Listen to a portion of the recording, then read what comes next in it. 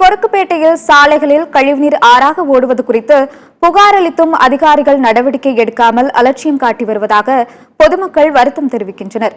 Chennai RK நகர் தொகுதிக்குட்பட்ட கொருக்குப்பேட்டை மீனம்மாள் நகர் 1வது தெருவில் கடந்த 5 நாட்களுக்கு மேலாக சாலையில் கழிவுநீர் தேங்கி ஆறாக ஓடும் அவல நிலை ஏற்பட்டுள்ளது. இதனால் துர்நாற்றம் வீசி அப்பகுதி மக்களுக்கு பல்வேறு உடல் உபாதைகள் மற்றும் நோய் தொற்று ஏற்பட்டு வருவதாக கூறப்படுகிறது. இது தொடர்பாக சம்பந்தப்பட்ட அதிகாரிகளிடம் புகார் அளித்தும் நடவடிக்கை எடுக்கப்படவில்லை என்று கூறும் அப்பகுதி மக்கள் கழிவுநீரை அகற்ற கோரி போராட்டத்தில் ஈடுபட்டனர்.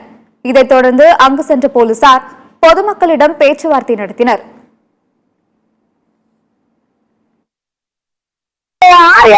இந்த மாதிரிதான் காலம் தண்ணி ஓடுது. இந்த தண்ணியிலதான் நாங்களும் போறோம் வரோம்.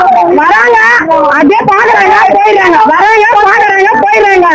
ஆர்கேன் தான் பேரு, ஆனா நாத்த தண்ணி ஓடுது சார். எங்களுக்கு இந்த தண்ணி தேங்க கூடாது கோரிக்கை வைக்கிறோம். 2வது இந்த ரோடு போடணும் சார். இந்த தெருவுக்கு ரோடு போட்டு ரொம்ப வருஷம் ஆகுது. ரோடு போட்டு ஐட்டு தூக்கி